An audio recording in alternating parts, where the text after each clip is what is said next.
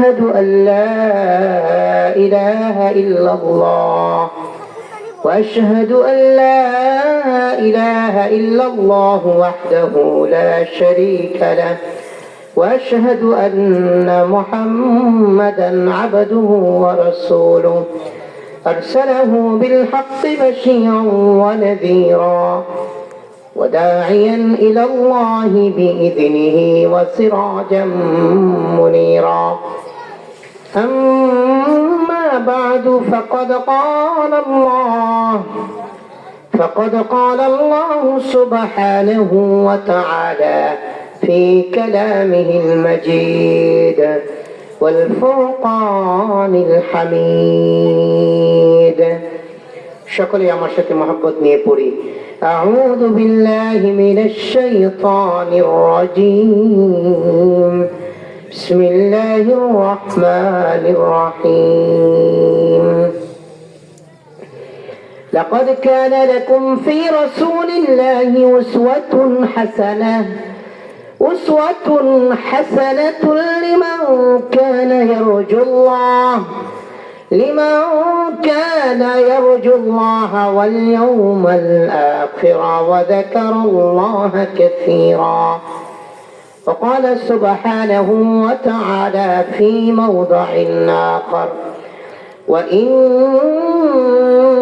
لعلى خلق عظيم قال رسول الله صلى الله عليه وسلم إن أحاسنكم خياركم أخلاقا أو كما قال النبي صلى الله عليه وسلم آمنت بالله صدق الله مولانا العظيم وصدق رسوله النبي الكريم شكرا يا مشايخ محبت درود إبراهيم পড়ি اللهم صل على محمد وعلى آل محمد كما صليت على إبراهيم وعلى آل إبراهيم إنك حميد مجيد اللهم بارك على محمد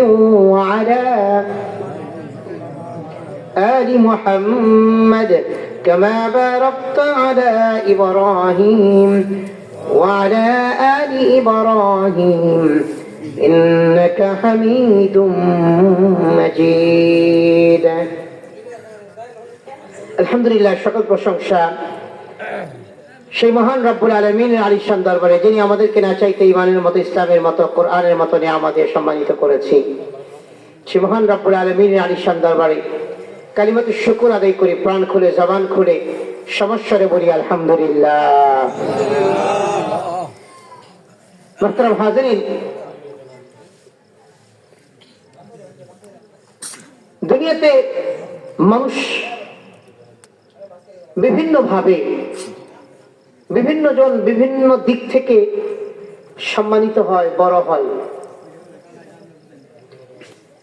কেউ হাফেজ হওয়া হিসাবে সম্মানিত বড় কেউ আলেম হওয়া হিসাবে সম্মানিত বড় কেউ বড় লোক হওয়া হিসাবে বড় কারো জমিন বেশি আছে এই হিসেবে বড় কেউ বেশি শিক্ষায় শিক্ষিত দেখে বড় কেউ কম শিক্ষিত কিন্তু জ্ঞানী আছে সমাজের মানুষকে বিভিন্ন পরামর্শ দিয়ে থাকে এই হিসেবে বড় আবার কিছু মানুষ আছে চরিত্রের দিক থেকে চারিত্রিক দিক থেকে উপরে বসেন না ভাই আরে আপনি আলেম মানুষ বসেন সভাপতি সাহেব তো নাই বসেন আপনি অসুবিধা নেই উপরে বসেন ও হযরত আছেন আচ্ছা আমি তো মনে করছি আর এক সভাপতি সাহেব চলে গেছে ভাই বসেন আপনি আলেমদের সম্মান তো উপরে ভাই আপনার বড় আসলে আপনি উঠে যাবেন তাহলে ডাবল নেকি পেয়ে গেলেন আপনি ইনশাআল্লাহ কেউ চারিত্রিক দিক থেকে বড় কোন দিক থেকে একজন মানুষ শিক্ষার দীক্ষা তেমন নেই হাফেজও না আলেমও না দুনিয়ার শিক্ষায় তেমন শিক্ষিত না স্কুল কলেজেও তেমন লেখাপড়া করে নাই কিন্তু অনেক উত্তম আখলাক মানুষকে দেখলেই সুন্দর করে হেসে দিয়ে কথা বলে, সালাম দিয়ে কথা বলে, নিজের প্রয়োজনের চেয়ে অন্যের প্রয়োজনের দিকে সবসময় নজর রাখে। রাত বিরাত নাই, কোন মানুষ যদি তাকে ডাকে চলে যায়, রাতে ফোন দিছে, ভাই একটু পেরেশানিতে পড়ছে, ভাই কেমনে কি হয়েছে আপনার, আপনি খারাপ আমি আইতাছি, এরকম কিছু মানুষ আছে না নাই? খুবই কম আছে, কিন্তু এরকম মানুষ খুব কম পাওয়া যায়। তার সুযোগ অনেকে আছে, নিজের সুবিধা মতো অন্যের সেবা করে, কিন্তু কিছু মানুষ আছে অন্যের সুবিধা মতো নিজের সেবা দেয়। এই মানুষগুলো বেশি পরোপকারী। একটাই আপনি ফোন দিয়েছেন, ভাই আমি তো বিপদে পড়ে গেছি, আমার পরিবার অসুস্থ হয়ে পড়ছে, থানায় নিয়ে যাব, হাসপাতালে নিব, কোনো গাড়ি টাড়ি কিচ্ছু নাই, ভ্যান নাই, আপনি ভ্যান চালান, বা আপনার প্রতিবেশীর ভ্যান আছে, আপনি থাকলে আমার একটু সাহস লাগে, ভাই একটু আসতে পারবেন? হ্যাঁ ভাই ঠিক আছে, আমি এখনই আসবো।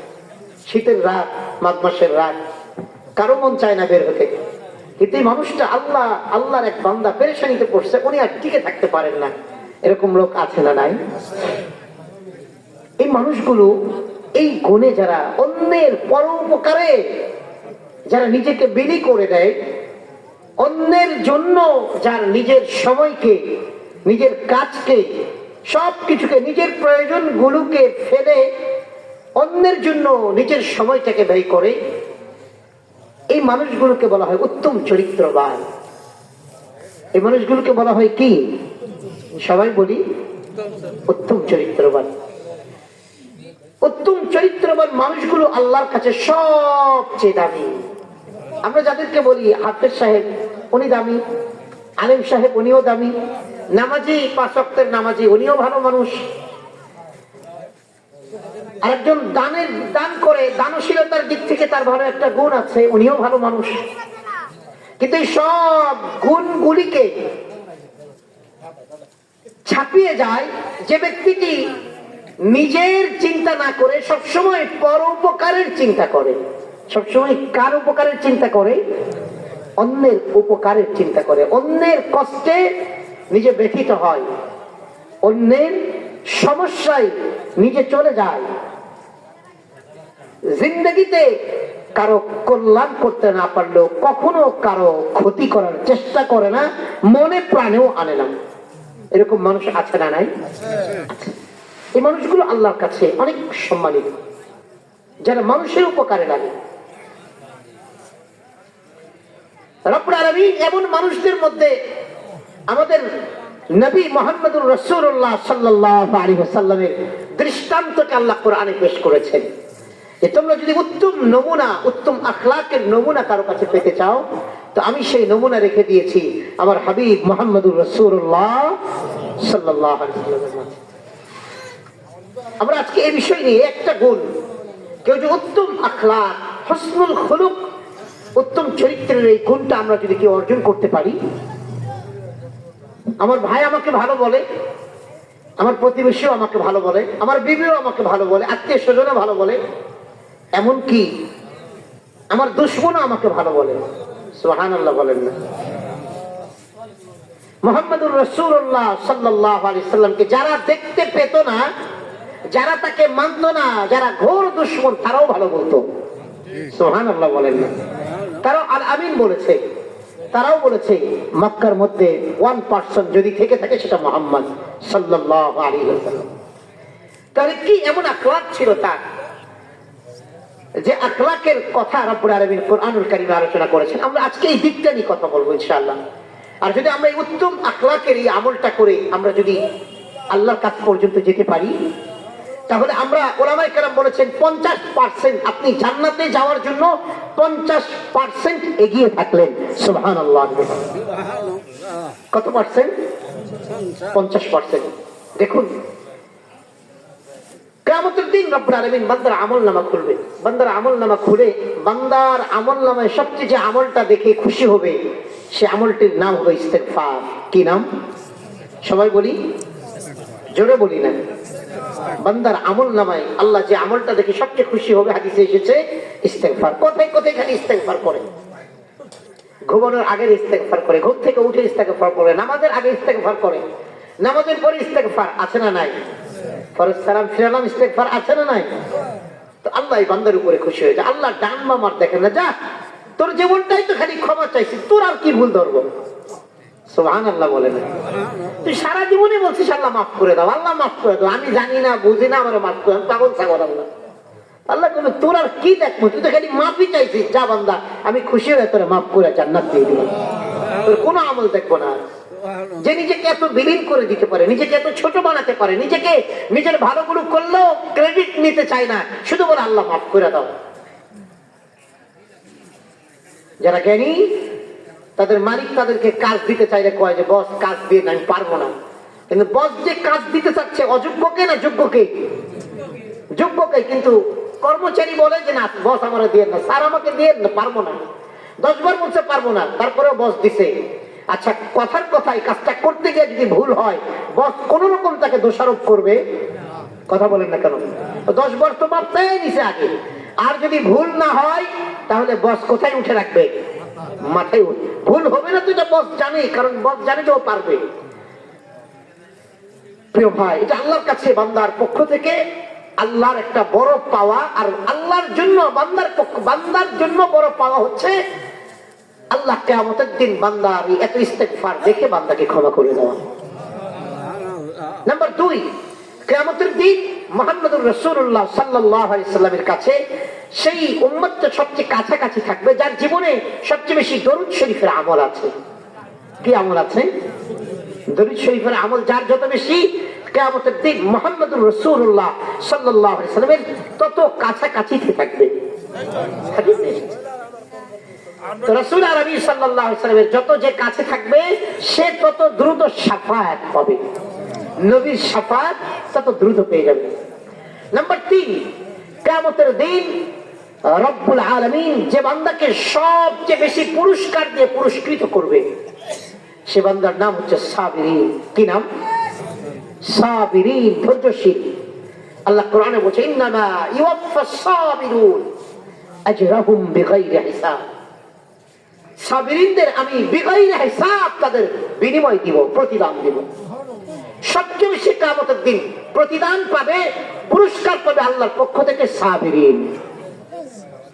কিয়ামতের দিন রব্বুল আলামিন সবচেয়ে বেশি সম্মানের মর্যাদা, উচ্চ আসনে সবচেয়ে বেশি সম্মান দিবেন হযরত হাফেজে কোরআন, হযরত উলামায়ে কেরাম। হক্কানি হাফেজ, হক্কানি আলেমদেরকে রব্বুল আলামিন কিয়ামতের দিন সবচেয়ে বেশি সম্মানিত করবেন। ইরফাইল্লাহুল্লাযীনা আমানু মিনকুম ওয়াল্লাযীনা উতুল ইলমা দারাজাত। আল্লাহ বলেছেন যে আমি যাদেরকে ইলম দিয়েছি তাদেরকে মর্যাদার উচ্চ আসনে সমাসীন করে দিব। কিয়ামতের দিন আলেম এবং হাফেজদের চেয়ে মর্যাদাশীল আম্বিয়া আলাইহিস সালাম, তারা তো সাধারণ মানুষদের মধ্যেই পড়ে না।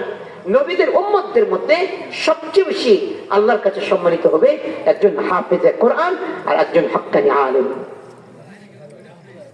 কিয়ামতের দিন বান্দার আমলনামা যে ওজন করা হবে, নেকির পাল্লা যে ভারী হবে, কোন আমল দিলে বান্দার নেকির পাল্লাটা, নেকির যে পাল্লা হবে, মিজান হবে, ওয়াকিমুল ওয়াজনা বিল কিসত ওয়ালা তুখসিরুল মিজান। আল্লাহ যে মিজান দণ্ড কায়েম করবে, আল্লাহ কিয়ামতের দিন তুলা দণ্ড কায়েম করবে, দাড়ি পাল্লা কায়েম করবে। কারণ পৃথিবীর সব জিনিস আমরা মেপে ঝুঁকে করি, মেপে ঝুঁকে নেই, কি ঠিক না?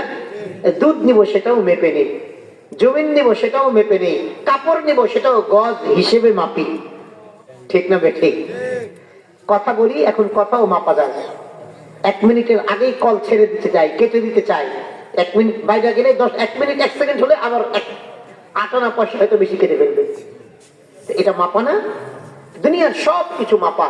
তো আল্লাহ তাআলা কিয়ামতের দিন বলবেন দুনিয়াতে সবকিছু মেপে করেছো না, তো আমি আজকে আল্লাহ কিছু করব না, তোমাদের নেক যেটা করেছো সেটাও পাল্লাই দিব, তোমরা খারাপ যেটা করেছো, বদি যেটা করেছো সেটাও পাল্লাই দিব, তোমাদের পাল্লা তোমরাই দেখবা। তবে আল্লাহ বলেন যে যার নেকির পাল্লাটা ভারী হবে, ফাআম্মা মান ফাকুলাত মাওয়াজিনু ফাহুয়া ফি ঈশাতির রাদিয়া। আল্লাহ বলেন যার নেকির পাল্লাটা ভারী হবে, আমলের দ্বারা যার নেকির পাল্লাটা ভারী হবে, ফাহুয়া ফি ঈশাতির রাদিয়া, আমি আল্লাহ তাকে সন্তুষ্টির জান্নাতে পৌঁছিয়ে দিব। তার ঠিকানা জান্নাতে বানিয়ে দেব। তো বান্দার তো অনেকগুলো আমল থাকবে, নামাজ, রোজা, হজ, যাকাত, কোরআনের তিলাওয়াত, জিকির, আজকার, দান, সদকা, বান্দার অনেক আমল থাকবে আমল নামায়। আমরা জানি না যে কে কতটুকু আমল করেছি, কে কতটুকু করতে পেরেছি। আল্লাহ পাক ভালো